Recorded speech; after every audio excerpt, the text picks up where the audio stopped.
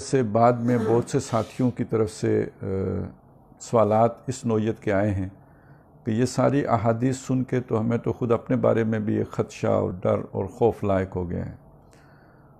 تو سچی بات تو یہ ہے کہ یہ ہونا چاہیے، اور ہر انسان کو، ہر مسلمان کو، ہر مومن کو ان احادیث کے مطالعے کے بعد اس کے اندر یہ ڈر یا خوف پیدا ہونا چاہیے کہ میرا یہ جو عمل ہے جس پر کہ مجھے ناز ہے، کہیں یہ بھی میرے لیے ایک فریب نہ ہو، ایک دھوکہ نہ ہو، اور میرے لیے یہ ایک دجل نہ بن گیا ہو۔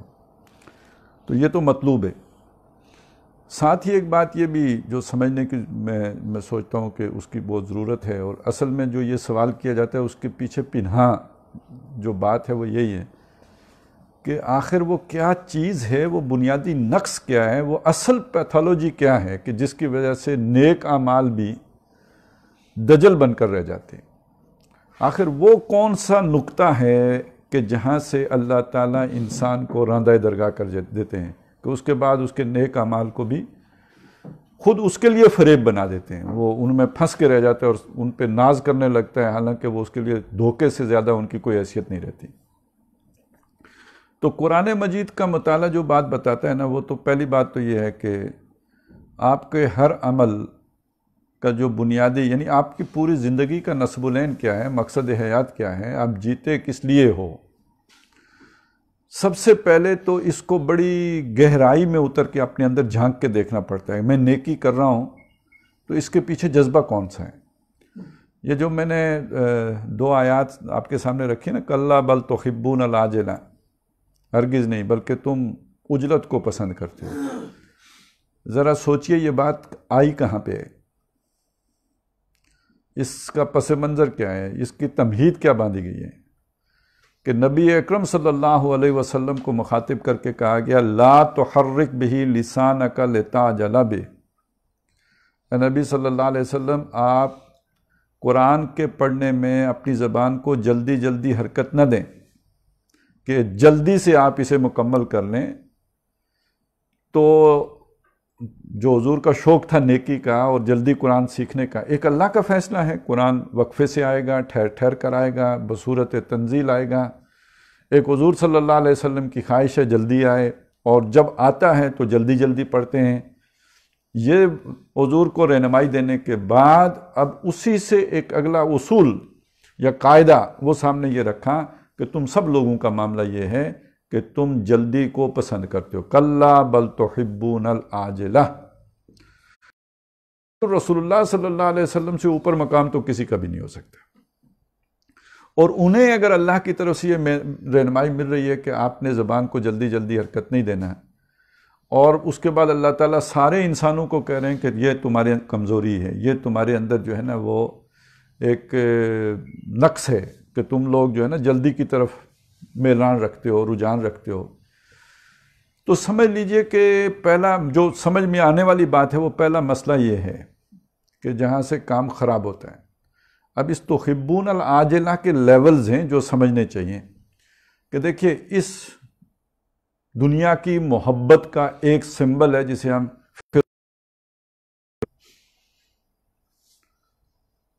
اس کی دنیا کیا ہے، اس کا اقتدار ہے۔ دولت اس کے لیے ثانوی چیز ہے، اور جو جنسی تقاضے ہیں وہ سارے ثانوی چیزیں ہیں۔ اس کے لیے پہلی چیز اس کی جو بھی اس کے اندر جو ارج ہے وہ ڈومینیشن کی، اس کے لیے اس کا اقتدار ہے، اس کی تسکین اور گریٹیفیکیشن کا ذریعہ۔ تو اقتدار اور پوری اتھارٹی، کامل اتھارٹی کے ساتھ اقتدار، تو معلوم ہوا اس دنیا کی محبت کا ایک مظہر یہ ہے کہ آپ کے اندر حب جاہ ہو، دنیا حاصل کرنے کی خواہش، دنیا کا اقتدار حاصل کرنے کی خواہش، دنیا کی جو ایک جسے کہتے ہیں پاور سٹرگل، اس پاور حاصل کرنے کی خواہش، یہ آپ کے اندر ہے۔ تو یہ دنیا ہے۔ اسی کے ساتھ جڑی ہوئی ایک چیز اور ہے، یعنی یہ تو ایک لیول ہے نا جو بڑا بلند سطح آپ کو نظر آ گئی۔ اس سے نیچے جو دوسری سطح ہمیں نظر آتی ہے وہ ہے مال کی محبت، یعنی دنیا کی محبت کا مطلب اقتدار کی محبت سے نیچے مال کی محبت۔ وہ علامت ہے وہ قارون ہے، اسی فرعون کے ساتھ اس قارون کا بھی ذکر آتا ہے. قارون کو کوئی اقتدار کے لیے فرعون سے متھا لگانے کی ضرورت نہیں ہے، لیکن اس کو بس یہ شوق ہے کہ میرا مال پھیلتا چلا جائے، پھیلتا چلا جائے، پھیلتا چلا جائے، بڑھتا چلا جائے. تو کسی کی دنیا اقتدار اور کسی کی دنیا مال. اچھا، یہ جو اقتدار والے کو اقتدار سے مزہ کیوں آتا ہے؟ کہ وہ سمجھتا ہے جس کے پاس اقتدار ہوتا ہے وہ بڑا ہوتا ہے. وہ متکبر تھا نا، اس کے تکبر کا مظہر کیا تھا؟ کہ میرے پاس اتھارٹی، انا ربکم الاعلی. اچھا، یہ جو ہے قارون، اس کو یہ کیا سمجھتا ہے؟ بڑائی کی بنیاد کیا ہے؟ مال. اس کی نظر میں ہو سکتا ہے فرعون بیوقوف آدمی ہو کہ یہ اپنے اقتدار کے لیے جناب اونٹ بھی ذبح کر دیتا ہے، طاقت بھی صرف کرتا ہے، جان بھی لگانے کے لیے تیار ہو جاتا ہے. اصل شے تو مال ہے نا، میں سے آنا بندہ ہوں، میں نے مال. تو یہ اصل میں اپنا اپنا رجحان ہے. ایک آدمی کی دنیا کی محبت اقتدار ہے، دوسرے آدمی کی دنیا کی وہ سمجھتا ہے بڑا ہونے کے لیے آدمی کے پاس مال ہونا چاہیے، سرمایہ ہونا چاہیے. وہ اس بنیاد پر جو ہے اس کی پوری قوم کی اگر ایک مثال دیکھیں تو شعیب علیہ السلام کی قوم ہے کہ جو یہ کہتی ہے کہ یہ ہمارے اموال ہیں، ان میں ہم جیسے چاہیں اپنی اتھارٹی سے، یعنی جو اتھارٹی فرعون اپنے اقتدار میں چاہتا ہے، یہاں پہ وہ اپنے مال کی اس اتھارٹی کا ذکر کر رہے ہیں. تو یہ تکبر کی ایک بنیاد اقتدار اور تکبر کی دوسری بنیاد مال. اور اسی سے سمجھ لیں دنیا کی محبت کی ایک بنیاد اقتدار اور دوسری بنیاد مال. اب اس مال کی آئی ہے اس تشریح میں، مال میں سونا بھی ہے، چاند، وہ کھیتی باڑی بھی ہے، مال کے اندر گھوڑے مویشی بھی ہیں، یہ سب کے سب اموال ہیں. اور ان کی محبت وہ ایک ہی جگہ پہ سب محبت جمع ہو کے آ گئی ہوئی ہے نا کہ وہ والقناطیر المقنطرۃ من الذهب والفضہ اور والخیل المصومہ والحرث، یہ ساری محبتیں جو سورہ آل عمران میں جمع کی گئی ہیں. اچھا، اس کے علاوہ اب آئیں. اچھا، اس یہ جو اقتدار ہوتا ہے، یہ جو مال ہوتا ہے جس کو ہم کہتے ہیں کہ اس سے جو نا اپنا بڑے پن کا اظہار ہوتا ہے، تو اسی سے انفلوئنس بھی تو ہوتا ہے نا، اسی سے آپ ایک مؤثر شخصیت بنتے ہیں، اقتدار والا بھی مال والا بھی. اسی سے شہرت بھی ہوتی ہے، فلانا بڑے مال والا. وہ جو قارون کا ذکر آتا ہے نا، وہ جب پورے ٹھاٹ سے نکلا تو لوگوں نے کہا کہ کاش کہ ہمیں بھی قارون جیسی دولت ملی ہوتی. وہ ایک سمبل بن گیا نا کہ یہ ہے وہ جو دولت کا مظہر اور یہ ہے وہ جس کو فالو کرنا چاہیے. تو اسی طرح اقتدار، اس کو جو لوگ اس کی بنیاد پر شہرت ملتی ہے. اب یہ جو اس طرح کی شہرتیں ہیں ان میں بڑے گھٹیا گھٹیا کام بھی ہیں، لوگ کر کے شہرت حاصل کرتے ہیں. وہ ہم طالب شہرت ہیں، ہمیں ننگ سے کیا کام، بدنام اگر ہوں گے تو کیا نام نہ ہوگا. آپ آج کل بھی ایسے بہت سے کریکٹر ہیں کہ جنہیں اپنی عزت بے عزتی کی بھی کوئی پرواہ نہیں، لیکن یہ کہ نام ہونا چاہیے، دنیا میں مشہوری ہونی چاہیے. تو وہ تو لوگ بہت گھٹیا کام بھی کر لیتے ہیں. میں یہ شریفانہ چیزوں کا بھی ذکر کر رہا ہوں. تو اسی یعنی آپ یوں سمجھیے کہ اس تکبر یا اس اپنے انفلوئنس کے اظہار کے لیے ایک لفظ شہرت بھی ہے. اس حب الدنیا یا تحبون العاجلہ، اس کے لیے ایک لفظ آپ شہرت بھی استعمال کر لیں کہ لوگ اس شہرت کے حصول کے لیے کیا کچھ کر لیتے ہیں. اچھا، یہ تو اسی کے درمیان کی صورتیں وہ بھی آ جائیں گی. یہ جو کھیل کود، فنکاریاں، یہ سب اسی شہرت کے حصول کے لیے. ساتھ مال بھی ضمنی طور پر آ رہا ہوتا ہے، لیکن آپ کو معلوم ہے کہ جو آرٹسٹ ہے اس کو جو چیز اٹریکٹ کرتی ہے نا وہ اپلوز ہے، وہ اس کی جو تعریف ہوتی ہے، جو اس کو تالیاں بجتی ہیں، تو اس سے جو اس کے فن کے اندر نکھار آتا ہے، وہ نوٹ وکھا کے موڈ نہیں بنتا اس کا اتنا جتنا کہ اس کو جتنی تعریف سے اس کا موڈ بنتا ہے. اب اس میں یہ ساری چیز اگر سمجھ میں آ گئی ہے تو اس میں ایک چیز سمجھا بیچ میں لے آئیں، اور وہ ہے کہ بہت سے جو شہرت اور جو اثر، اتھارٹی آپ کو نیکی کے راستے ملتی ہے نا، وہ آپ کو نہ فرعون کے راستے ملتی ہے، اقتدار کے راستے ملتی ہے، نہ دولت کے راستے ملتی ہے. جو آپ کو نیکی کے راستے ملتی ہے، آپ کی یہ مشہوری ہو جائے کہ آپ بڑے پہنچے ہوئے ہیں، آپ کی یہ مشہوری ہو جائے کہ آپ اللہ والے ہیں، آپ کی یہ مشہوری ہو جائے کہ آپ سے تو کرامتیں اور شعبے جو کچھ بھی وہ سرزد ہوتے ہیں. آج جو آپ کا مقام بنتا ہے وہ کس بادشاہ کو نصیب ہے؟ اس کی تو شان، یعنی یہ کبھی بھی فرعون یہ بات اس کی کہیں کوٹ نہیں ہوئی ہے، فَلَا تَسْأَلْنِي عَنْ شَيْءٍ، خبردار مجھ سے میرے کسی شے کے بارے میں مجھ سے سوال کرنا. یہ تو وہ جو خضر تھے انہوں نے حضرت موسیٰ علیہ السلام سے کہا تھا نا فَإِنِ اتَّبَعْتَنِي فَلَا تَسْأَلْنِي عَنْ شَيْءٍ، اگر تو نے میری پیروی کرنی ہے تو پھر کسی شے کا مجھ سے سوال نہ کرنا ہے، میں جو کہوں اس پہ تم نے چلنا ہے۔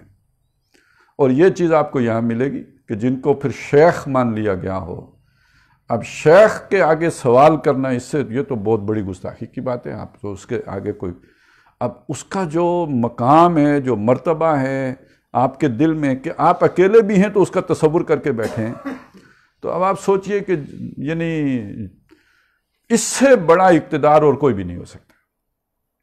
کسی شخص کو اتنی اتھارٹی دے دینا کسی فرد کا، یہ ناممکنات میں سے ہے، مگر یہ کہ اس میدان میں ہے۔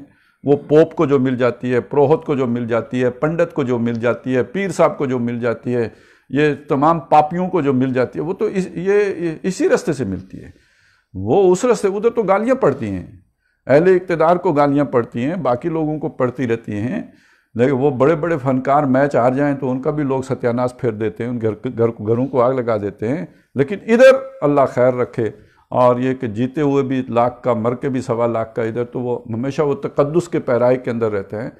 تو یہ بہت بڑا ایک یعنی، اور یہ تو سکھایا جاتا ہے نا کہ شیخ کے سامنے ادب، دوزانو، فلانا فلانا، اور پھر یہ کہ سوال کرنا تو انتہائی بری حرکت ہے۔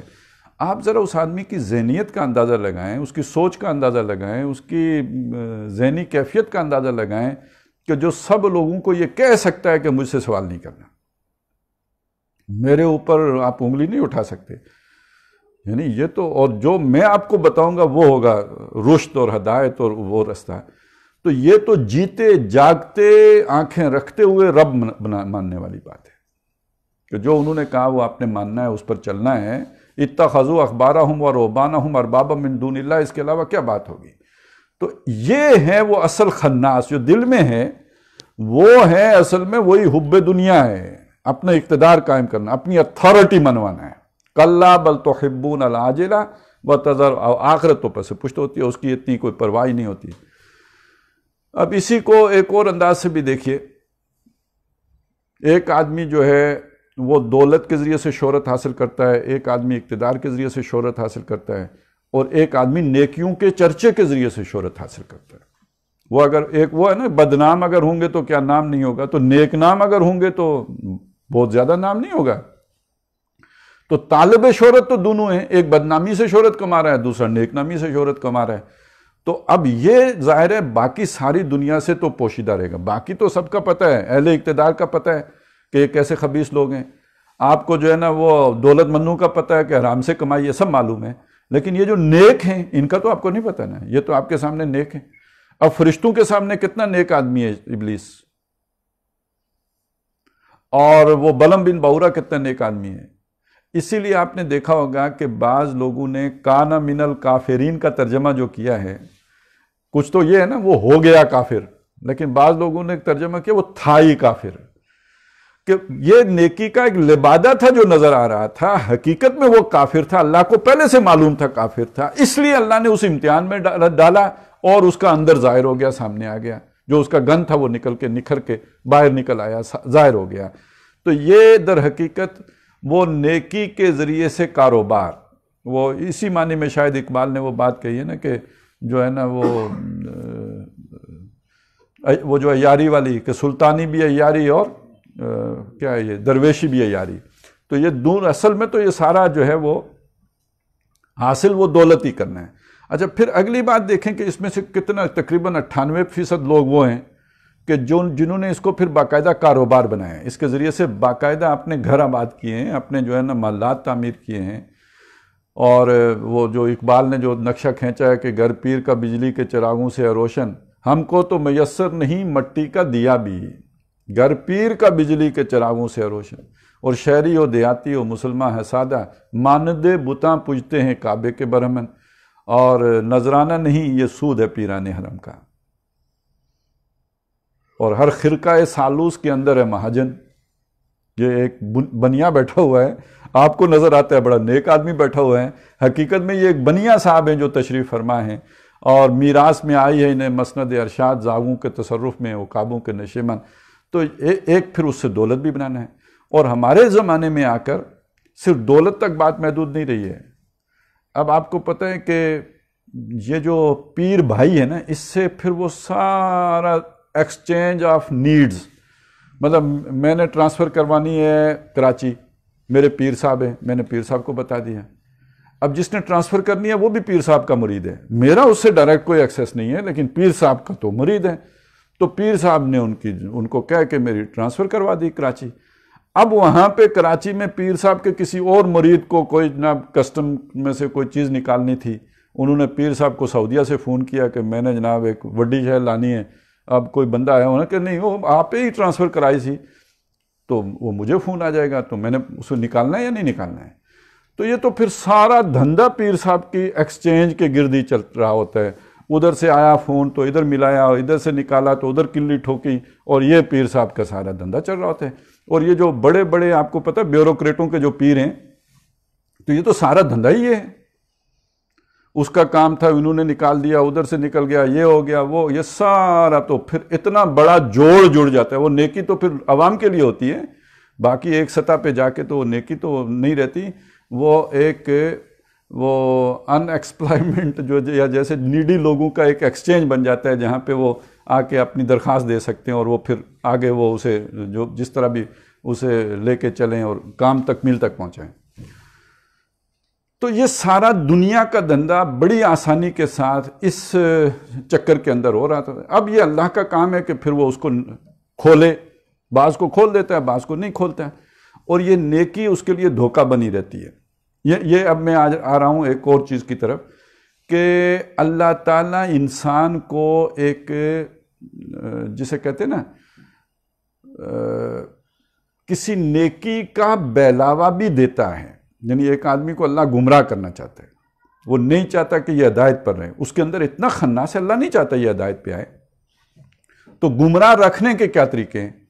ایک طریقہ ہے اس کی دنیا اتنی کہ اس کو کبھی ہوش ہی نہ آئے کہ وہ حقائق کی طرف غور بھی کر سکے.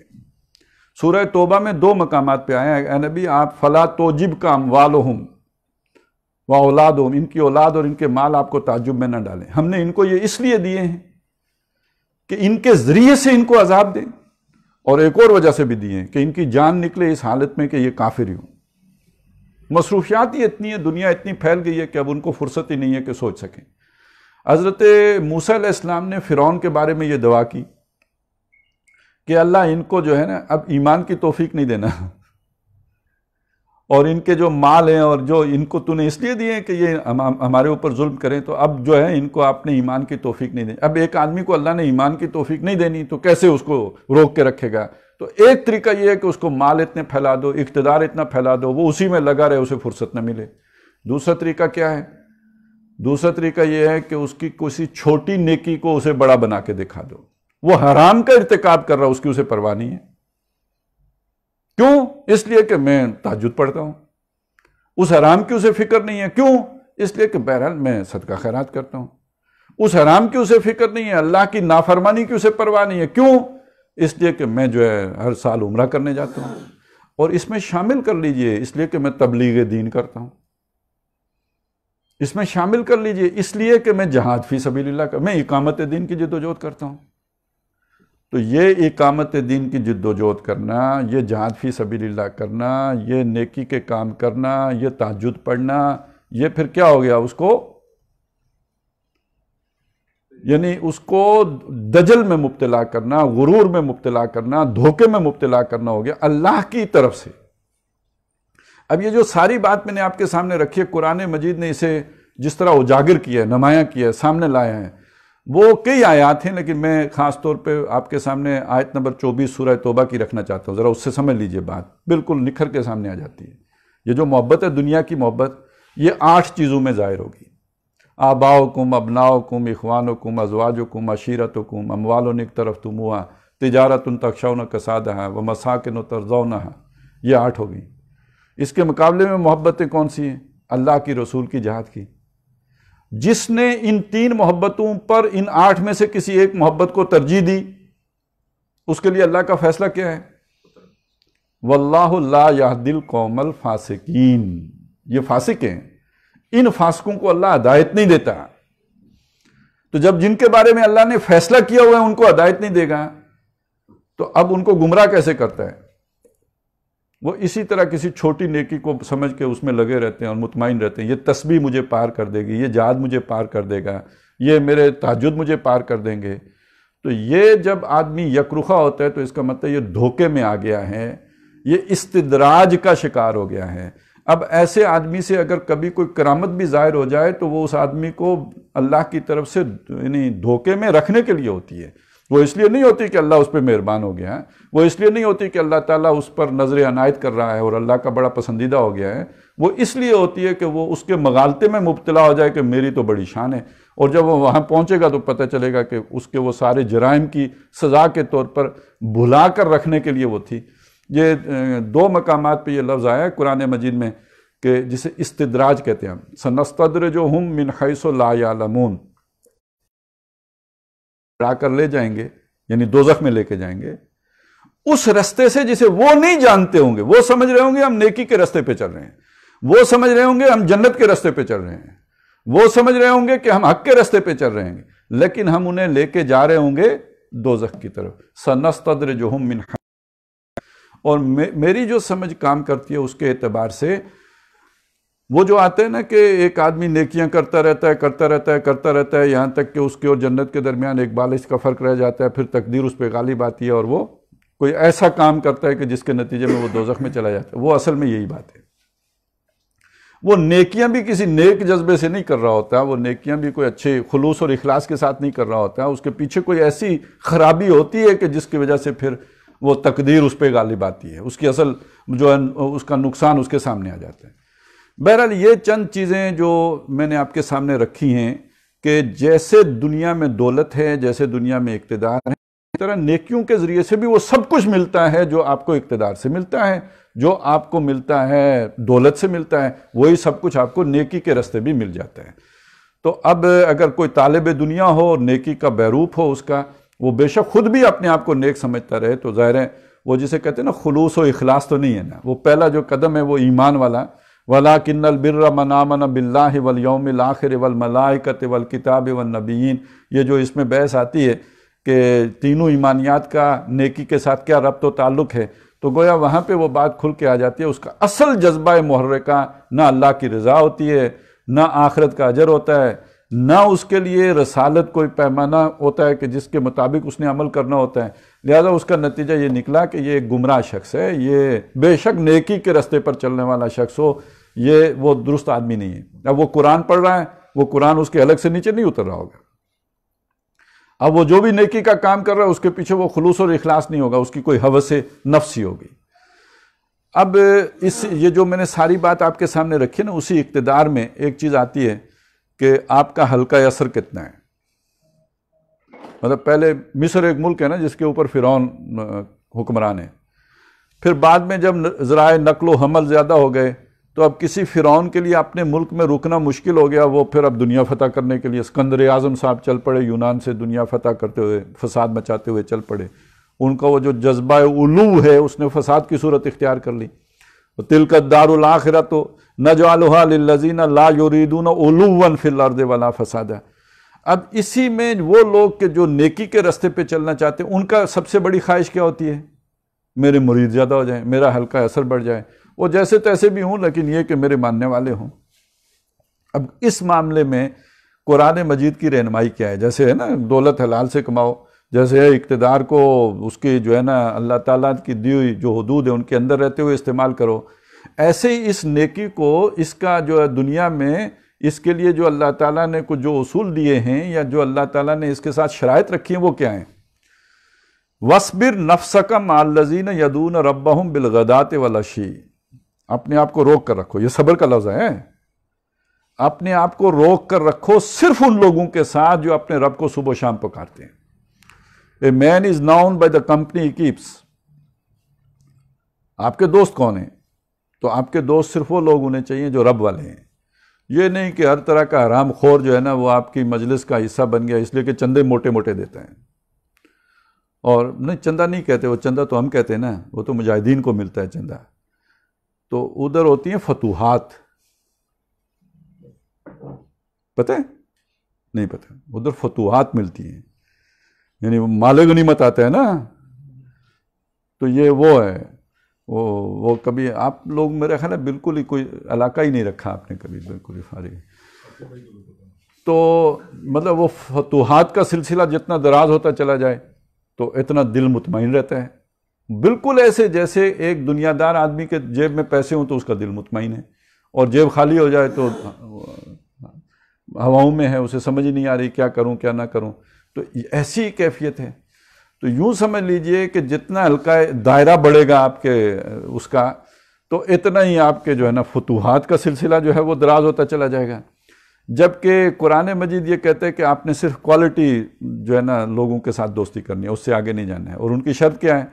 نہ ان کی دولت ہے، نہ اقتدار ہے، نہ کچھ ہے، نہ کہاں ہے، وہ صرف نہ ان کا انفلوئنس ہے، نہ ان کا سٹیٹس ہے. وہ اگر کوئی شے ہے تو وہ صرف ایک چیز ہے، اور وہ چیز ہے یہ کہ وہ اپنے رب سے تعلق رکھنے والے ہوں. دوسروں کو نصیحتیں کرنا کہ جی اللہ سے تعلق بناؤ، یہ کرو وہ کرو، تعلق مع اللہ پہ لیکچر دینے ایک علیحدہ بات ہے. اپنی دوستی صرف ان تک محدود کر دینا جو اللہ سے تعلق رکھنے والے ہوں. ڈیمانڈ تو یہ ہے، آپ چاہتے ہیں آپ کا تزکیہ ہو جائے تو تزکیے کا تقاضا یہ ہے کہ آپ کی دوستی لمیٹڈ ہو جائے. اور باقی اب اگر آپ سننا چاہتے ہیں کہ کہاں تک ہو جائے، تو اگر آپ کے رشتہ دار بھی، آپ کے ماں باپ بھی، آپ کی بیوی بچے بھی اللہ سے محبت کرنے والے نہیں ہیں تو آپ کو ان سے دلی محبت نہیں ہو سکتی. لا تجد قوما یؤمنون باللہ والیوم الآخر یوادون من حاد اللہ ورسولہ ولو کانوا آباءہم او ابناءہم او اخوانہم او عشیرتہم. کہانی ختم. بہت سیدھا سیدھا اللہ تعالیٰ نے بتا دیا ہے کہ آپ کا اللہ سے تعلق ہے، جو اللہ سے تعلق رکھیں وہی آپ کے دوست ہو سکتے ہیں، باقی کسی سے آپ کا قلبی تعلق نہیں ہو سکتا. جو اللہ کے دشمن ہیں ان کے ساتھ آپ کا قلبی تعلق نہیں ہو سکتا، بے شک آپ کے قریب ترین رشتہ دار کیوں نہ ہوں. اب یہ ایک معیار ہے جس پر آدمی اپنے آپ کو پرکھ کے دیکھ لے کہ بھائی میں ادھر کدھر، میرا لالچ کہاں کھڑا ہے. میں اگر اپنا جتھا بڑھانا چاہتا ہوں، اپنی جو بھی جماعت ہے، تنظیم ہے، جو بلا ہے، اس کو اگر میں چاہتا ہوں جناب ہر رتب و یابس اس میں جمع رہے، اچھا برا سب چلتے رہیں کیونکہ تعداد بڑی نظر آئے، تو یہ بہرحال تزکیے کا مسئلہ ریئلی ہے. پھر واقعی کچھ نہ کچھ ہونا چاہیے تزکیہ. اور اصل تو مطلوب تزکیہ یہ ہے، وَاصْبِرْ نَفْسَكَ مَعَ الَّذِينَ يَدْعُونَ رَبَّهُمْ بِالْغَدَاةِ وَالْعَشِيِّ يُرِيدُونَ وَجْهَهُ. جو اللہ کی رضا کے جویا ہوں، مشہوری نہ چاہتے ہوں، اللہ راضی ہو جائے، اللہ کو خوش کرنے کے لیے یہ سارا کچھ کر رہے ہوں. وَلَا تَعْدُ عَيْنَاكَ عَنْهُمْ. اپنی نگاہوں کو ان سے آگے لے کے ہی نہ جاؤ، کسی اور کی خواہش ہی نہ کرو. کوئی بڑا انفلوئنشل آدمی ہے، آپ اس سے تعلق بنانے کی کتنی ضرورت ہوتی ہے نا. لوگ تو باقاعدہ یہ ایک فن ہے، اور اس پہ لوگوں نے کتابیں تصنیف کی ہیں کہ بھئی دوست کیسے بڑھائیں، انفلوئنس کیسے کریں. لیکن یہ کہ قرآن مجید نے تو اس کے بالکل الٹ کے جو ہے وہ کہانی سنائی ہے. وہ میرا ایک کزن ہی تھا، وہ تھوڑا میرے ساتھ بیٹھتا رہا، کچھ اسے چیزوں کی سمجھ تھی، تو اس نے وہ کتاب پڑھی نا ڈیل کارنیگی کی، how to win friends and influence people. تو مجھے لا کے کہتے ہیں یہ تو پکی منافقت پر مبنی کتاب ہے.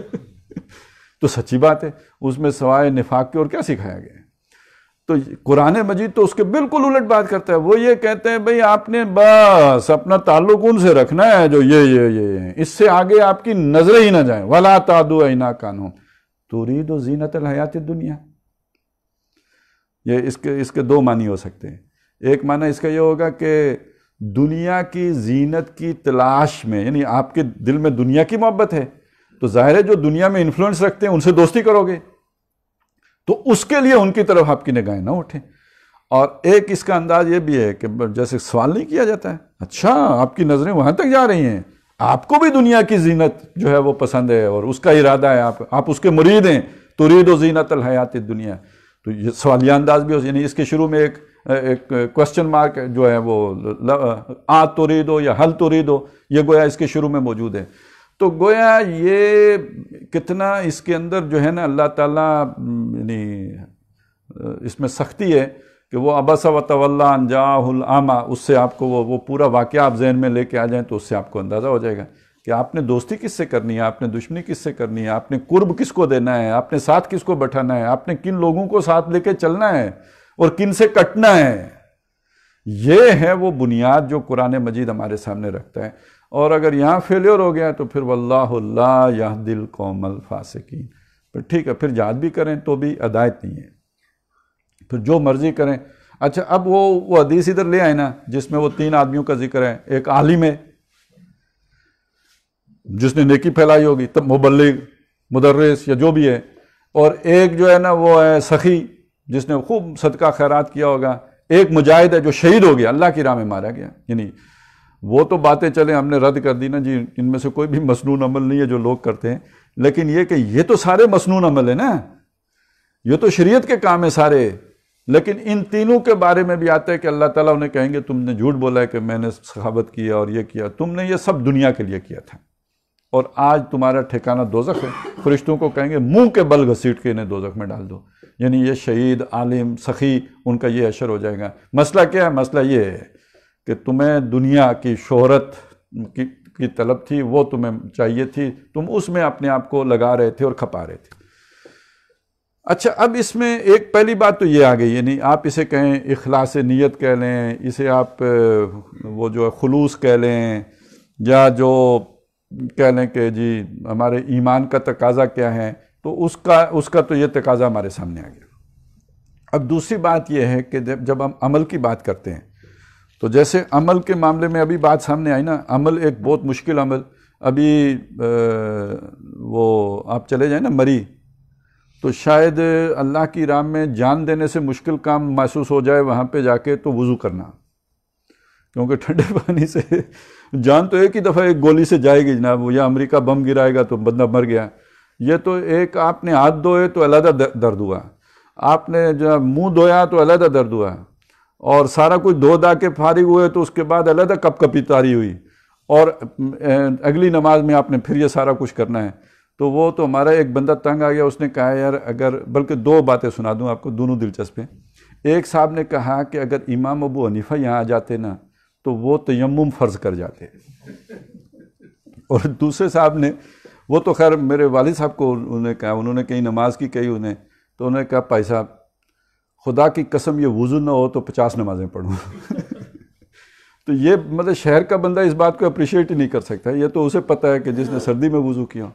تو اب ایک جگہ کا عمل یہ ہے وہ بہت بھاری عمل ہوگا، کسی جگہ کا کوئی اور عمل ہے جو بہت زیادہ بھاری عمل ہوگا، تو اب کون سا عمل اہم ہے، کون سا بعد میں ہے، کون سا پہلے ہے، ترجیح پہ کون ہوگا، یہ اصل میں جسے آپ حکمت کہتے ہیں نا، اس حکمت کا یہ تفقہ فی الدین، اللہم فقہہ فی الدین، ہم نے تو فقہ تو صرف وہ ناپ تول کو ہی بنا لیا نا، اصل جو تفقہ ہے دین کا وہ یہ ہے کہ آپ کو ترجیحات معلوم ہو جائیں، پہلا کرنے کا کام کیا ہے، بعد کرنے کا کام کیا ہے۔ تو خیر بہت لمبی ترجیحات میں ہم نہیں پڑھتے، میں آپ کو موٹی ترجیح بتاتا ہوں۔ پہلی ترجیح ایک انسان کی، بندہ مومن کی، وہ یہ ہے کہ جو فرائض مجھ پر عائد ہوتے ہیں نا، میں وہ فرائض پورے کروں، اور جو حرام اور مکروہ چیزیں ان سے میں بچ جاؤں۔ اگر میرا کوئی فرض ترک ہو رہا ہے یا میں کسی حرام میں ملوث ہوں، اس کے بعد میرے نوافل جتنے مرضی ہوں، یہ دھوکہ ہے۔ نوافل کا نمبر ان فرائض کے بعد آئے گا، آپ ان فرائض کے اوپر عامل ہوں، ساتھ آپ کے نفل بھی ہوں، یہ ان فرائض کی کمیوں کا ازالہ ہے نا نفل، فرائض کی عدم ادائیگی کا ازالہ نفل نہیں ہے۔ آپ نے 4 فرض پڑھ لیے ظہر کے، اس کے بعد آپ نے 2 نفل پڑھے، تو ان فرضوں میں کوئی کوتاہی ہو گئی، کوئی کمی ہو گئی، پڑھنے میں کوئی ذہن ادھر ادھر چلا گیا، ہم توقع رکھیں گے، امید رکھیں گے اللہ تعالیٰ اس کے ازالہ جو ہے ان نفلوں سے کر کے وہ فرض ہمارے قبول ہو جائیں گے۔ لیکن میں وہ 4 فرض ہی نہ پڑھوں اور اس کی جگہ پہ 100 نفل پڑھ لوں، 100 رکعت نفل ظہر کی پڑھ لوں، وہ میرا فرض کا گناہ اتر سکتا ہے ان 100 نفلوں سے؟ اب اسی طرح سمجھ لیجئے کہ یہ جو اللہ تعالیٰ نے قرآن مجید میں جو احکامات دیے ہیں، جن کو علماء و فقہاء نے کہا یہ فرائض میں شامل ہیں، پردہ کرنا بھی فرض ہے بھائی، اور حرام میں سود بھی حرام ہے۔ اب یہ ساری چیزیں ہماری زندگی میں ہم پردے کہیں مشکل ہے، کیا کریں، فلانا ہے، ٹنگڑا ہے، وہ اسی طرح جو ہے نا بے پردگی ہو، شرعی پردہ نہ ہو، ہمارے ہاں جو ہے وہ محرم غیر محرم کی تمیز ہی نہ ہو، ہر بندہ منہ اٹھایا گھر آ گیا، بس ٹھیک ہے کوئی نہیں، ساری بات. اور اس کے علاوہ یہ ہے کہ رات کو اٹھ کے ہم تہجد پڑھتے ہوں. مجھے بتائیں نا وہ فرض اور یہ تہجد یہ برابر ہو سکتا ہے؟ اور گھوڑے کو تو ہم رزق حلال کھلاتے ہو. یعنی گھوڑے کے مسئلے میں تو ہم اتنا حساس ہوں رزق حلال کھانے میں کہ گھوڑا ہمارا دانہ بھی بڑا حلال قسم کا کھاتا ہو. کوئی پرانا سرانا، کوئی ردی، کوئی جو ہے خبیث قسم کا دانہ بھی ہم اسے نہ کھلاتے ہوں، لیکن خود نوکری بینک میں کرتے ہوں.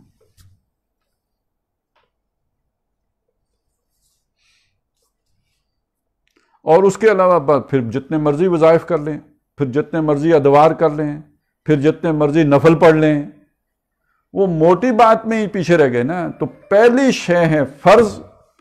سارے فرض آپ کے ادا ہو چکے ہیں، اس کے بعد آپ نفلوں کی طرف آتے ہیں. تو وہ نفل تو پھر فنیشنگ ٹچیز ہے نا. پھر وہ تو کیا، وہ تو اگر فرض ادا کرنے کے بعد وہ ہیں تو وہ تو جیسے آپ نے گھر بنایا، پھر اسے ٹائلیں لگائیں، پھر اسے رنگ کیا، پھر اسے ڈیکوریٹ کیا، پھر اس کی انٹرنل ڈیکوریشن کی، وہ جتنا کرتے چلے جائیں وہ تو خوبصورت ہے.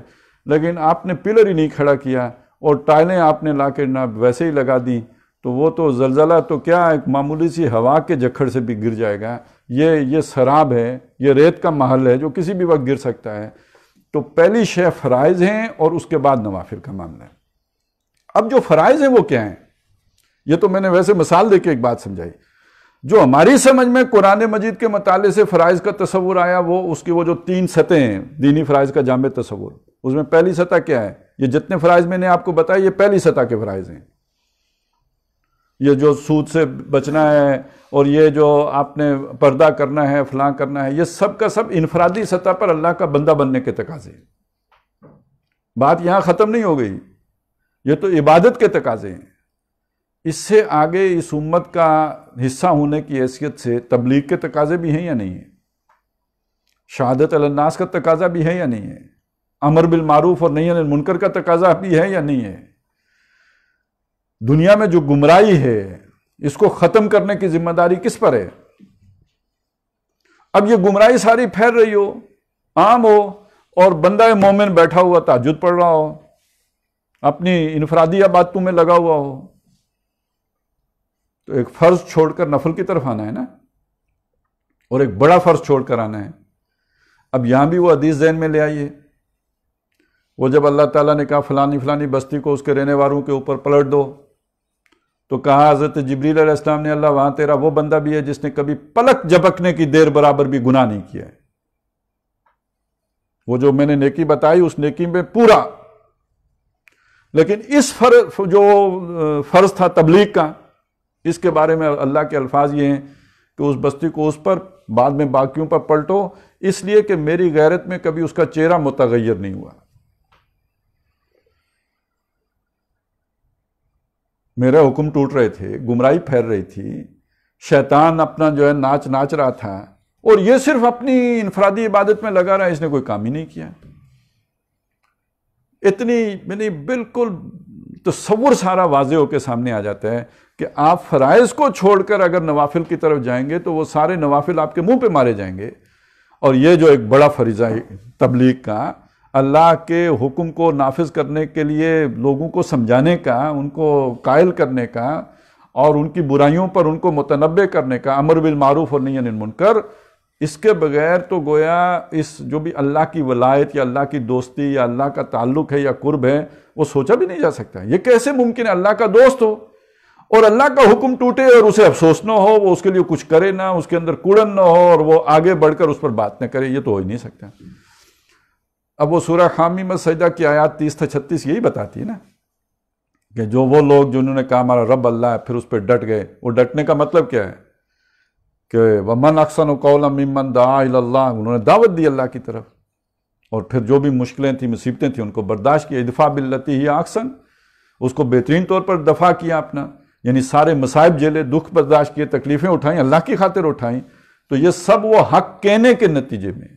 اور یہ جو ہماری امت ہے اس کے اوپر تو نبی اکرم صلی اللہ علیہ وسلم کی جو بھی ختم نبوت آپ پر آ کے ہو گئی ہے تو وہ اضافی ذمہ داری آ گئی ہے کار رسالت نبھانے کی. وہ تو ایمان کی سطح کی بات تھی جو میں نے آپ کو پہلے بتائی نا، اللہ سے دوستی ہے تو اس کا تقاضا یہ ہے. یہ محمد الرسول اللہ صلی اللہ علیہ وسلم کی رسالت کی جو آپ کے پاس پیغام آیا ہے اس کی ایک کڑی ہے امت. كَذَلِكَ جَعَلْنَاكُمْ أُمَّةً وَسَطًا لِتَكُونُوا شُهَدَاءَ عَلَى النَّاسِ وَيَكُونَ الرَّسُولُ عَلَيْكُمْ شَهِيدًا. جیسے رسول تمہارے اوپر گواہ بنے ایسے تم نے لوگوں کے اوپر گواہ بننا ہے. یہ اتنی اہم ذمہ داری اس کی پرواہ نہ ہو اور اس سے باہر و باہر آپ جنت میں چلے جا رہے ہوں تو یہ تو بہرحال ٹھیک ہے، دیکھیں گے. تو قرآن مجید کی تعلیمات سے پتہ یہ چلتا ہے کہ اس کے بغیر تو آپ کی نجات ہی نہیں ہے. احادیث میں بھی آتا ہے کہ اگر یہ نہیں کرو گے تو دعائیں کرو گے اللہ سنے گا ہی نہیں. وہ جو حضرت عائشہ رضی اللہ تعالیٰ عنہ سے مروی ہے کہ نبی صلی اللہ علیہ وسلم ایک دفعہ تشریف لائے، بڑے غیر معمولی انداز میں مسجد چلے گئے، تو میں بھی سننے چلی گئی کہ حضور کیا فرماتے ہیں. دیوار جو مسجد کی تھی اس کے ساتھ کان لگا کے میں نے سنا تو حضور نے فرمایا یا ایھا الناس، یعنی صحابہ کو کہا لوگو مرو بالمعروف ونہوا عن المنکر، نیکی کا حکم کرو برائی سے روکو، قبل ان تدعوا فلا اجیب لکم، یعنی اللہ تعالیٰ تم سے یہ کہتا ہے کہ اس سے پہلے یہ کرو کہ پھر تم دعائیں کرو میں جواب ہی نہ دوں، پکارو میں جواب ہی نہ دوں. وَتَسْأَلُونِي، اور تم مجھ سے سوال کرو، فَلَا أُوتِيَكُمْ، میں عطا ہی نہ کروں. وَتَسْتَنصُرُونِي، اور تم مجھ سے مدد مانگو، فَلَا أَنصُرَكُمْ، میں مدد ہی نہ کروں. تو یہاں تو معاملہ اس سے آگے کا ہے، امر بالمعروف نہی عن المنکر، اور اس سے اگلا فرض اللہ کے دین کو قائم کرنا ہے. اس لیے کہ وہ شہادت تو وہ جو جسے کہتے ہیں شہادت علی الناس، اس کی تکمیل ہوگی تب جب عملاً اس کو دنیا کو قائم کر کے دکھا دیں گے. یہ ہے محمد الرسول اللہ کا لایا ہوا نظام، کر کے دکھائیں، دین قائم کر کے دکھائیں، اور دین قائم کرنے کے لیے جان کی بازی کھیلیں. اب یہ دیکھیں نا، ایک طرف حزب اللہ ہوگی جو دین کو قائم کرنے کے راستے کی رکاوٹ بنے گی، دوسری طرف حزب الشیطان ہوگی. حزب اللہ ہوگی جو دین قائم کرنا چاہے گی، اور حزب الشیطان ہوگی جو اسے روکنا چاہے گی. یہ کشاکش اور کشمکش، یہ جو سورہ مجادلہ میں آیا ہے کہ ایک حزب اللہ ہے ایک حزب الشیطان ہے، اور یہ جو سارے محبتوں کے رشتے ہیں یہ اسی سے پتہ چلیں گے نا کہ جو اگر حزب الشیطان میں ہے وہ بے شک بھائی ہو باپ ہو جو بھی ہو اس کے ساتھ دوستی نہیں ہو سکتی. حزب اللہ جو ہے جو اللہ کے دین کو قائم کرنا چاہتی ہے اس کے ساتھی بنو، اس کے دوست بنو، اور اسی سے پتہ چلے گا کہ آپ کہاں کھڑے ہیں. اور یہی پہ دیکھیں کہ جب حضرت موسیٰ علیہ السلام جب وہ کہہ رہے تھے اپنی قوم کو کہ قتال کرنے چلتے ہیں، قوم نے کہا کہ ہم نہیں جاتے. فَلَمَّا زَاغُوا أَزَاغَ اللَّهُ قُلُوبَهُمْ، جب وہ کج ہوئے ٹیڑے ہوئے اللہ نے ان کے دل ٹیڑے کر دیے. ان میں بڑے نیک لوگ بھی ہوں گے، بڑے تہجد گزار بھی ہوں گے، بڑی نیکیاں کرنے والے بھی ہوں گے، لیکن یہ کہ کج ہو گئے. وَاللَّهُ لَا يَهْدِي الْقَوْمَ الْفَاسِقِينَ، اللہ ایسی فاسقوں کی قوم کو ہدایت نہیں دیتا. اچھا یہی بات آئی تھی وہ آیت نمبر 24 میں بھی وہ 8 محبتیں 3 محبتیں. واللہ لا یہدی القوم الفاسقین، آخری جملہ یہ تھا جو جنگ سے مڑ گئے، جنہوں نے قتال نہیں کیا، اس سے انکار کر دیا، ایسے فاسقوں کو اللہ ہدایت نہیں دیتا.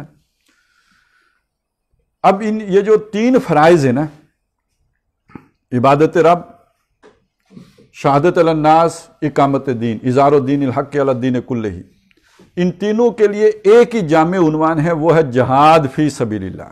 یعنی ان کو کرنے کا پہلی سطح پہ جو جہاد ہے وہ جہاد مع النفس ہے، دوسری سطح کا جو جہاد ہے وہ باطل معاشرے کے خلاف وجاہدہم بہ جہادا کبیرا، اور تیسری سطح پہ جہاد آ کے قتال کی صورت اختیار کر لیتے ہیں. لیکن تینوں کے لیے ایک ہی عنوان ہے، جہاد فی سبیل اللہ.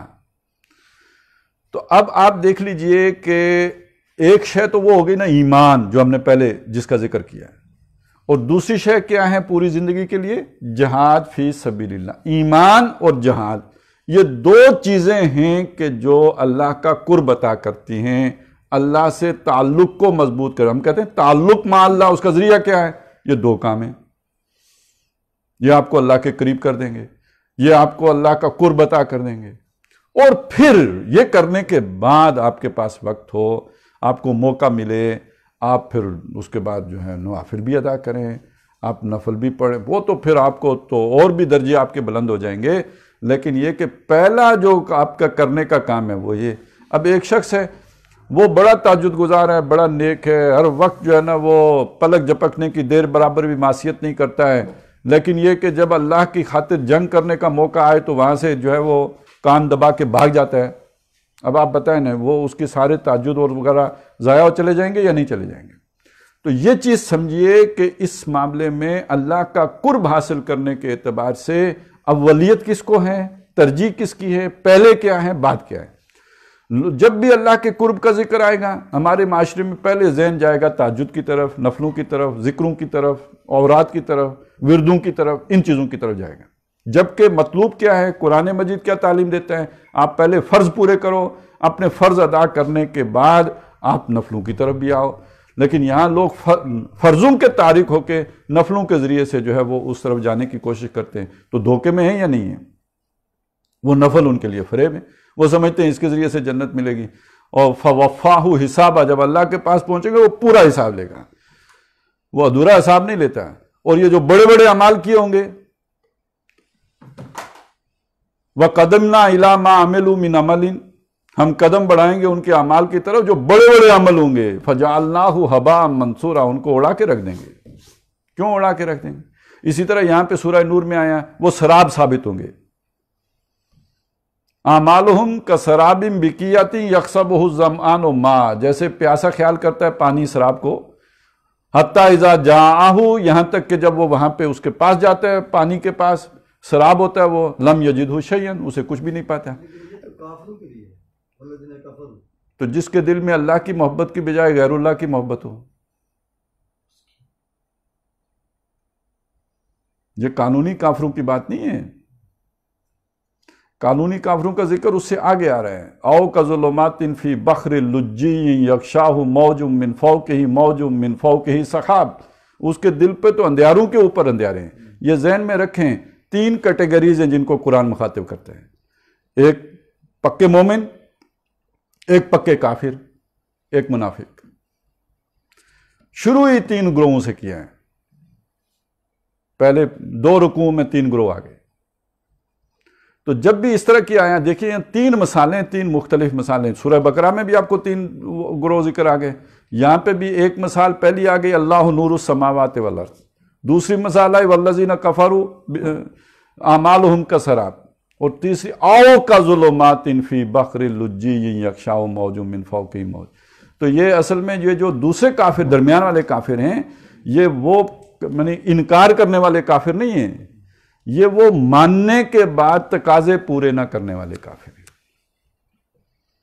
یہی وہ جو ہیں، یہ سورہ بقرہ کے جو دوسرے رکوع ہے اس میں بھی جو دو مثالیں ہیں وہ بھی دیکھیں، ایک وہ جو پہلی مثال ہے وہ پکے کافروں کی ہے، وہ کمثل الذی استوقد نارا، یہ پکے کافروں والی مثال ہے۔ اگلی جو مثال ہے، اچھا یہ پکے کافر وہ ہیں جن کی اللہ نے اندھیاروں میں چھوڑ دیا ہے، وہ اب جو ہے نا دیکھ نہیں سکتے، وَتَرَكَهُمْ فِي ظُلُمَاتٍ لَا يُبْصِرُونَ۔ اگلی مثال جو ہے او کَصَيِّبٍ مِّنَ السَّمَاءِ، ان کے بارے میں کیا کہا، وَلَوْ شَاءَ اللَّهُ لَذَهَبَ بِسَمْعِهِمْ وَأَبْصَارِهِمْ، ابھی لے نہیں گیا ان کی، ابھی انہیں مور نہیں ہوئی ہے، اگر اللہ چاہے تو ان کی بھی لے جائے، یہ وہ منافق ہیں۔ تو اسی طرح یہاں پہ پہلی مثال ان لوگوں کی ہے کہ اگر جن کا معاملہ یہ ہے کہ وہ ہینگنگ ان دا بیلنس، اور اگلی مثال وہ ہے او کصیب من، جو جیسے وہاں پہ ظلمات آیا ہے نا، وہاں پہ ترکہم فی ظلمات لا یبصرون، تو یہاں پہ آیا ہے کہ جیسے سمندر کے اندھیرے ہوں اور ظلمات کے اوپر ظلمات ہوں، اور ہاتھ کو ہاتھ نہ سجائی دیتا ہو، اذا اخرج یدہ لم یکد یراہا ومن لم یجعل اللہ لہ نورا فما لہ من، وہ تو بالکل اندھیرے میں ہے، لیکن ان کے ہاں کچھ روشنی ہے، یہ دھوکے میں ہے، یہ مکمل اندھیرے میں نہیں ہے، تھوڑی بہت روشنی ہے، نیکی کا تصور موجود ہے، لیکن یہ کہ پرورٹیڈ ہے، لیکن یہ کہ مسخ شدہ ہے۔ تو جو بات میں عرض کر رہا تھا وہ یہ کہ اگر آپ نفل آپ کے ڈھیروں کے حساب سے ہیں، لیکن آپ اگر فرضوں کے تارک ہیں، وہ سارے اڑا دیے جائیں گے، قدمنا الی ما عملوا من عمل، وہ سراب ثابت ہوں گے، ان کی کوئی آخرت میں وزن نہیں نکلے گا، اس لیے کہ آپ کے فرائض پیچھے جو ہے وہ رہ گئے ہوئے ہیں۔ اب تین مقامات ہیں قرآن مجید میں جس میں اس سے بالکل الٹی ترتیب بیان ہوئی ہے۔ وہ الٹی ترتیب کیا ہے؟ الذین یجتنبون کبائر الاسم والفواحش، وہ لوگ کہ جو اجتناب کرتے ہیں بڑے بڑے گناہوں سے اور بے حیائی کے کاموں سے۔ اس کا مطلب یہ ہے کہ وہ اتنی باریکی میں نہیں پڑھتے، لیکن موٹے کبائر، اکبر الکبائر جو ہے ان سے اپنے آپ کو بچاتے ہیں، اور اس کے نتیجے میں اللہ تعالیٰ ان کا جو ہے وہ تزکیہ بھی کرتا ہے، اللہ انہیں پاک بھی کرتا ہے، اللہ انہیں صاف بھی کرتا ہے۔ تو بہرحال حاصل یہ ہے کہ جس شے کو ہم تزکیہ کہیں گے وہ دو چیزوں کا مجموعہ ہے، ایک چیز ہے ایمان اور دوسری چیز ہے جہاد فی سبیل اللہ۔ اور جہاد فی سبیل اللہ کا وہ پورا فرائض دینی کا جامع تصور نگاہوں کے سامنے رہے۔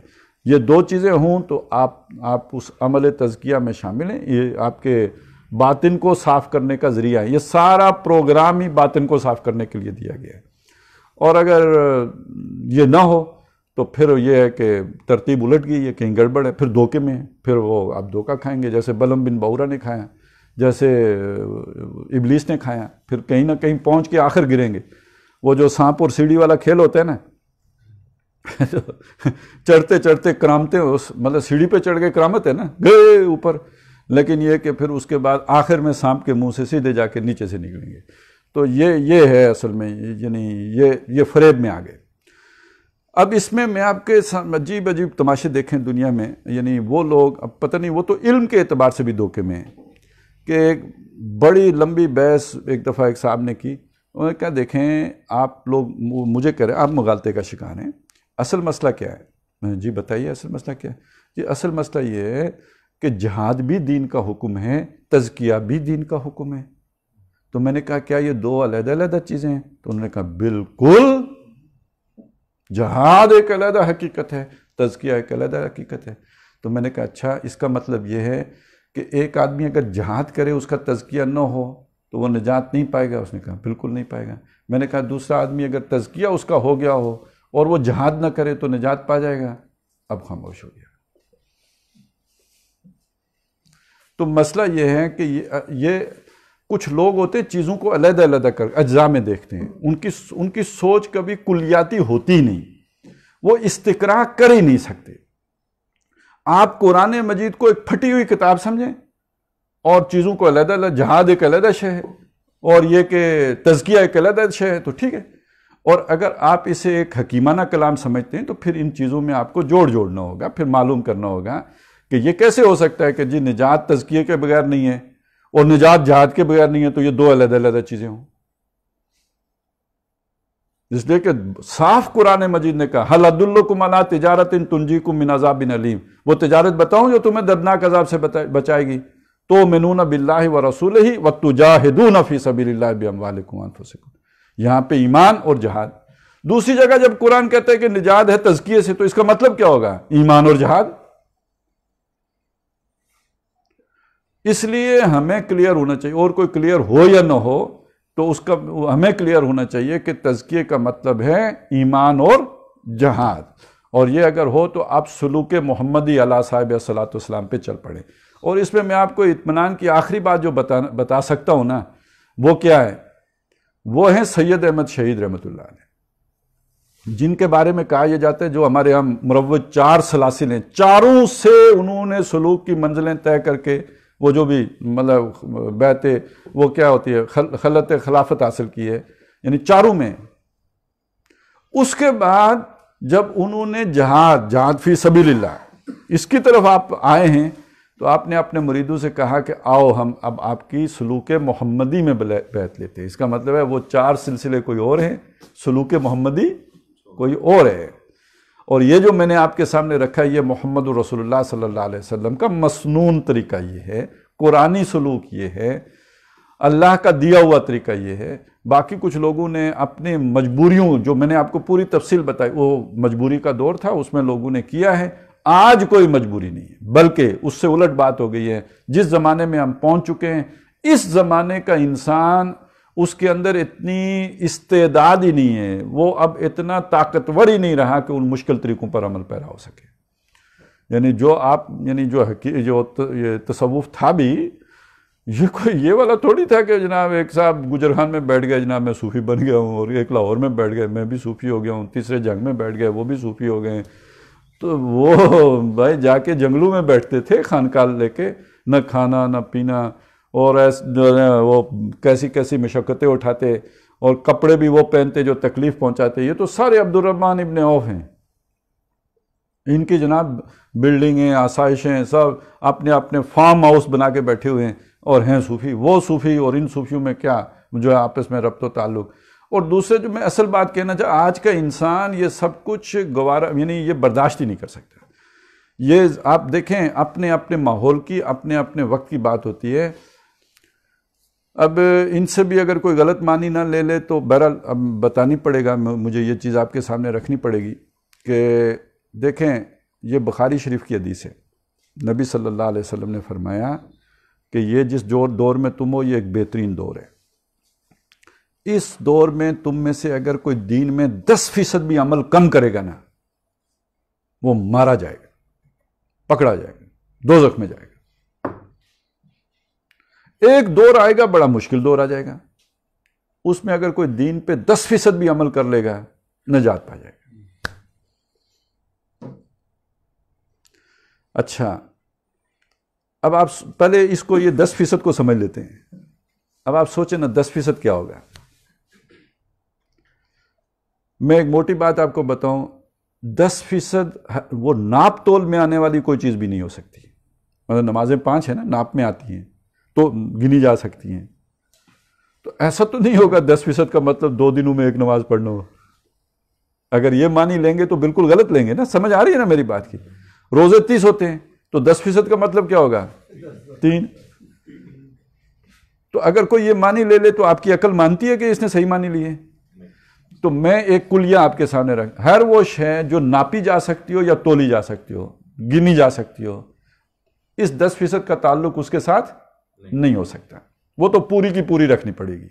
نمازیں 5 پڑھنی پڑیں گی، روزے 30 رکھنے پڑیں گے، حج جس پہ فرض ہوگا اسے ادا کرنا پڑے گا. پھر یہ 10% دین کون سا ہے جو ناپ تول میں نہیں آتا؟ وہ کیا نہیں آتا؟ محبت نہیں آتی، ایثار نہیں آتا، ایمان نہیں آتا. ناپنے تولنے کی ایمان حقیقی ناپ تول میں تو نہیں آ سکتا نا. تو دین کا وہ اصل میں یہ جو ناپ تول میں نہیں آ سکتا، بڑا دین یہ ہے جس کا اب کسی کے خلوص کو آپ کیسے پہچانو گے، کتنا ناپو گے؟ یہ اس کا اور اس کے رب کا معاملہ ہے. تو یہ جو ناپ تول میں نہیں آتا یہ ہے اصل میں یہ 10%. اور یہ اچھا، میں اب ایک اور حدیث بھی سنا دوں، چلیں آپ اور بھی خوش ہونے کی بات نہیں ہے، بات سمجھنے کی بات ہے. یہ جو وہی ترجیحات اور حکمت، دین کی حکمت کیا ہے، دین کی ترجیحات کیا ہیں، اس کو سمجھنے کے لیے ضروری ہے. اپنے ظروف و احوال اور اپنے زمانے کو پہچاننے کے اعتبار سے ضروری ہے. اب وہ یہ ہے کہ نبی صلی اللہ علیہ وسلم نے فرمایا آخری دور ہوگا، اس میں بے حیائی بہت پھیل جائے گی، یہاں تک کہ لوگ راستے کے اوپر بدکاری کریں گے. اب دیکھیے اسلام کا اصل تقاضا کیا ہے کہ جو اس طرح کے لوگ ہوں ان کو آپ پکڑیں، سزا دیں، سنسار کریں. اور یہاں کیا ہے، جو ان سے یہ کہہ دے گا کہ رستہ تو چھوڑ دو بھلے آدمی، کنارے ہو جاؤ، رستہ چھوڑ کے یہ کام کرو. یہ نہیں کہہ رہا کام چھوڑ دو، کام کرو بھائی لیکن رستہ چھوڑ کے کرو، وہ جنتی ہوگا. بلکہ ایک روایت میں الفاظ یہ بھی ہیں کہ اس کا ایمان ابو بکر جیسا ہوگا. اور وہ آ رہا ہے دور ابھی، یعنی پرویز مشرف کے دور میں یہ بات کہہ دی گئی تھی پولیس والوں کو کہ تم نے کسی کو نہیں روکنا ہے. اور میں نے آئی جی کا بیان خود پڑھا، اپنی آنکھوں سے اخبار میں پڑھا کہ اگر تم سے کوئی یہ پوچھے کہ تمہارے ساتھ کون ہے، یہ جب لوگ مری کی طرف جاتے ہیں نا، پولیس والے پوچھتے ہیں یہ مطلب نکاح نامہ دکھاؤ یا یہ وہ، ساتھ کون ہے. اگر تم سے کوئی پولیس والا یہ پوچھے کہ تمہارے ساتھ کون ہے، یعنی پبلک کو وہ کہہ رہے ہیں، تو اسے کہو تمہاری بہن ہے. تو جب یہ چیزیں اور کھل جائیں گی تو پھر کہنا مشکل ہو جائے گا یا نہیں؟ میں اس موقع پہ آپ سے کیا سامنے رکھنا چاہتا ہوں کہ یہ جو دین ہے نا، یہ دین کا یہ والا پہلو ہے، اس کے درجے ہیں. حضور کے دور میں کچھ اور تھا، آج آ کے کچھ اور ہو گیا. جہاں میں اور آپ جی اور رہے ہیں اس وقت، تو یہ 10% اور یہ سڑک کے کنارے سے کنارے ہو جاؤ کے درمیان میں ہے نا کہیں. وہ والا دور ابھی آیا نہیں. چلیں اچھا، ویسے امریکہ چلے جائیں تو اس میں چلے جائیں گے اسی دور میں. جو کہانیاں سنتے ہیں، یا برطانیہ میں جائیں تو وہاں تو کسی کو آپ نہیں کہہ سکتے نا کیٹو، تو ان کا حق ہے، پولیس کیس ہو جائے گا. تو ایک اور یہ بھی ہے نا، می ٹو تے ہراسمنٹ تے پتہ نہیں کیا کیا، تو وہ نئی مصیبت آ جائے گی. تو اور وہ جینڈر ڈسکریمنیشن اور کیا کیا مصیبتیں ہیں. تو یہ تو چلیں ہمارے ملک میں ابھی ہم یہ کہہ سکتے ہیں کہ ہم ان دو حدیثوں کے درمیان جی رہے ہیں. اچھا ایک دفعہ میں نے ایک تیسری حدیث بھی سنا دی تھی. ایک مولوی صاحب بڑے خفا ہو گئے تھے, وہی ہمارے شیخ صاحب جو ہوتے تھے. تو لیکن یہ کہ مانتے ہیں کہ حدیث ہے, لیکن یہ کہ پھر خفا بھی ہوتے ہیں کہ بیان کیوں کیے. میں سوچتا ہوں یہ محدث ہوتے یہ ساری حدیثیں کہیں کھو کھاتے ڈال دیتے. جو آج ناراض ہوتے ہیں کہ یہ حدیث کیوں بیان کی ہے, وہ اس حدیث کو کتاب میں لکھنے دیتے. یہ حضرت عمر رضی اللہ تعالیٰ عنہ فرماتے ہیں کہ میں جب نماز پڑھتا ہوں نا تو پہلی رکعت میں مصر کا اصحاب کر لیتا ہوں, دوسری میں جو ہے نا یہ. اب وہ بہت سخت ناراض ہو گئے اس سے کہ بھئی یہ حدیث تم نے بیان کیوں کی ہے, یہ کہا کیوں ہے. میں نے کہا یار میں نے پبلک میں نہیں کہا ہے, تمہیں کہہ رہا ہوں. اب مسئلہ سمجھیں, ان لوگوں کا اپنا بنایا ہوا ایک دین ہے, اس دین کے خلاف حدیث بھی ہو تو ان کی خواہش یہ بیان نہ کی جائے, آیت بھی ہو تو نہ کی جائے. اب جب سے رجوع الی القرآن کی تحریک کچھ لوگوں نے اٹھائی, قرآن عام ہو گیا, مجھے بھی پتہ ہے وہ بھی ہے. اب وہ تو انہیں چلتا نہیں ان کی وہ والی بات. پھر حدیثیں بھی عام ہو گئیں, وہ بھی نہیں چلتی. اب وہ گوگل نے عام کر دی. اب یہ چلے گئے اسلاف پہ, وہ تو اتنا بڑا جنگل ہے ادھر, کون کون سی جھاڑی کے ساتھ آپ جا کے الجھیں گے, کدھر سے ڈھونڈیں گے کس نے کیا کہا تھا, کس نے کیا کہا تھا. اب ادھر ہی سرایتی میں جو ہے نا غوطے کھاتے رہو, گھومتے رہو. تو وہ اس لیے پکڑ کے اسلاف کے جنگل میں لے کے جاتے ہیں. لیکن اصل بات یہ ہے اپنے پسندیدہ دین پر تاکہ چلا سکیں. وہ ہمیں کیا معلوم, ایک بزرگ نے اگر وہ بات کہی ہے تو دوسرے بزرگ نے اس کے برعکس بات بھی کہی ہوگی. میں کہتا ہوں غامدی صاحب کتنی الٹی باتیں کرتے ہیں, لیکن ہر بات کو اسلاف سے ثابت بھی کر لیتے ہیں. وہ امام ابن فلانے نے یہ بات کہی تھی. تو وہ تو اتنا بڑا جو ہے نا وہ ہمارے پاس وہ علم ہے یا جو بھی ہے اسے کہیں کہ آپ جو بات بھی کہیں گے وہ کسی نہ کسی امام سے تو ثابت ہو ہی جائے گی. ساری شیعوں کی فقہ بھی ثابت ہو جاتی ہے ہمارے 4 اماموں سے, وہ کوئی 1-2 چیزیں ہی رہ جاتی ہیں جو نہیں ہوتی, اس کے اندر ہی ہے وہ بھی سارا. تو کہنے کا مطلب یہ ہے کہ یہ چونکہ ان کا اپنی پسند ناپسند کا معاملہ ہوتا ہے, اور قرآن و حدیث میں بھی صرف وہی چیزیں سامنے لانے کی کوشش کرتے ہیں کہ جو ان کی پسند کے مطابق ہوں, دوسری ساری وہ غائب کر کے رکھتے ہیں. تو اس لیے وہ اس جگہ پہ جا کے اس دلدل میں اتارتے ہیں کہ جہاں ان کی بادشاہت ہے. وہ کہیں جی فلاں بس اسلاف کی یہ رائے ہے, اب مجھے کیا پتا کہ اسلاف کی رائے اس کے برعکس بھی ہے یا نہیں ہے. تو یہ میری کمزوری کی جگہ ہے, اور یہ ان کی جو ہے نا وہ اسٹرینتھ ہے یہاں پہ, اور وہ اس پچ پہ لا کے کھلانے کی کوشش کریں. اور جب میں نے یہ دیکھا کہ وہ اس حدیث سے اتنا ناراض ہوئے الرجی کو, یہ تو بالکل وہی بات ہوئی کہ وہ جو نظام الدین اولیاء سے کہی گئی تھی کہ انہوں نے جب اپنی کسی بات کے حق میں ایک حدیث پیش کی تو شیخ الاسلام جو اس وقت بادشاہ کے دربار میں تھے, انہوں نے کہا تھا کہ آپ مقلد امام ابو حنیفہ ہو, آپ کو حدیث سے کیا غرض. تو بہرحال یہ ساری باتیں جو ہمارے سامنے آئی ہیں, ہم جن حالات میں رہ رہے ہیں, جن ظروف و احوال میں رہ رہے ہیں, اس میں اب یہ تقاضا کرنا کہ تمہارا تزکیہ وہ والا ہو جو صحابہ اکرام کا تھا, تو بھئی یہ مرغیاں کھا کے تو ہو بھی نہیں سکتا. یہ تو مطلب یہ جو کچھ ہمیں کھانے کو ملتا ہے, جو غذائیں ہم کھاتے ہیں, جتنی اینٹی بائیوٹکس کھانی پڑتی ہیں, اس کے بغیر بعد یہ کتنا کیسے ممکن ہے, اس میں کیا خناس آ جاتا ہے ہم تو نہیں جانتے. اسی سے ایک بات اور سمجھ لیجئے, یہ پہلے جو اتنی سخت عبادتیں لوگ کر لیتے تھے, ریاستیں جا کے جنگل میں بیٹھے ہیں, سردی میں بیٹھے ہیں, ٹھنڈ میں بیٹھے ہیں. اچھا وہ اتنی سردی مائنس والی پڑ رہی ہے, وہ نہا بھی رہے ہیں, انہوں کچھ نہیں ہونا, دریا پار کر رہے ہیں. تو وجہ سمجھ لیں, پہلے جو کمزور بچہ پیدا ہوتا تھا وہ ویسے ہی مر جاتا تھا. سروائیول آف دا فٹسٹ, مطلب سردیاں آئیں, سردیوں سے تحفظ کے اتنی چیزیں ہی نہیں تھیں. بچے گا وہی جو بڑا ٹیٹھ منڈی ہوئے گی, وہ بچے گا, باقی مریں گے. اب وہ جب جوان ہوگا تو وہ عام آدمی تھوڑی ہے, وہ تو غیر معمولی صلاحیتوں کا آدمی ہے جو اتنے مشکل ماحول میں سروائیو کر گیا ہے. باقی تو سب نیچرل سلیکشن ہو گئی, گئے, چھٹی, ختم.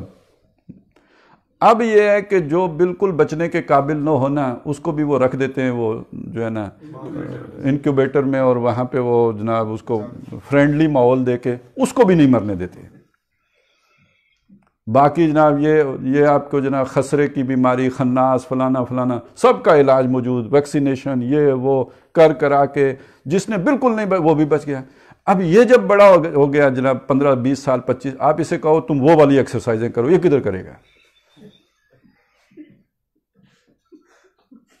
اس کے لیے ممکن ہی نہیں ہے. اس کے اندر اس کے یعنی اس زمانے میں کسی کے 150 سال کے بعد جا کے جتنے اعصاب کمزور ہوتے ہوں گے، یہاں 25 سال کے بعد بندے کے اتنے کمزور ہو جاتے ہیں. یہ پیدائشی کمزور ہے، اس کو ماں کے پیٹ میں بھی صحیح غذا نہیں ملی ہے. وہ ابھی پچھلے دنوں ایک کسی کی بات مشہور ہوئی کہ اسے کسی نے کہا کہ بھئی وہ یار دودھ خالص دے دینا، 200 روپے لے لینا لیٹر کے. اس نے کہا جناب اگر آپ کو خالص دودھ چاہیے تو وہ تو خالص تو کٹے کو بھی نہیں نصیب ہوتا.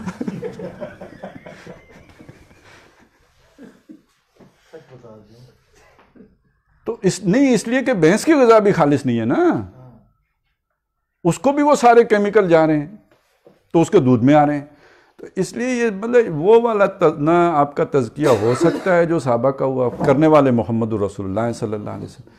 آج بہت سارے مسائل غذاؤں میں آ چکے ہوئے ہیں، حالات میں آ چکے ہوئے ہیں، شخصیات اب وہ والی مشقتیں اٹھانے والے جسم نہیں رہے ہیں، اور لوگ جو ہے نا لگزوریس لائف کے عادی ہو چکے ہیں. اس لیے پھر وہ اب کوئی خانقاہ ہے ہی نہیں دنیا میں، وہ والی خانقاہ جو خانقاہیں ہوتی تھیں، نہ وہ والے اب سلوک ہیں، نہ وہ والے اب جو ہے نا وہ پیر ہیں، شیوخ ہیں. اب تو زاگوں کے تصرف میں وہ قابو کے نشے منوا، ادھر بھی یہ کہانی بن گئی ہے. اس کی اصلیت تو جو ہے سو ہے، لیکن یہ کہ اب وہ بندے ہی نہیں ہیں، اب تو سب دکانداریاں چل رہی ہیں. تو اس لیے بس جو اللہ تعالیٰ نے ہمیں آسان رستہ محمد رسول اللہ صلی اللہ علیہ وسلم کے ذریعے سے دیا ہے نا، زیادہ جو ہر ایک کو اپنی اپنی لا یکلف اللہ نفسا الا وسعہا کے مطابق کہ وہ 10% والا بھی جو ہے نا کر لے تو ٹھیک ہے، اس کی وسعت کے مطابق اتنا ہی تھا، اس نے کیا کر لیا. تو اس کا موٹے موٹے اصول یہ ہیں، فرائض پہلے ہیں، نوافل بعد میں ہیں. اور فرائض میں وہ فرائض دینی کا جامع تصور، اور اس کے لیے جہاد فی سبیل اللہ، اور نیت خلوص اخلاص وہ میں پہلے بتا چکا کہ یہ شہرت کے لیے نہ ہو، یہ اپنی تعلقات بنانے کے لیے نہ ہو، یہ اپنے انفلوئنس بڑھانے کے لیے نہ ہو، بلکہ یہ کہ یہ صرف اللہ تعالیٰ کو راضی کرنے اور آخرت کی نجات اور فلاح کے لیے ہو. تو میرا خیال ہے آج تو مکمل ہو ہی گیا ہوگا.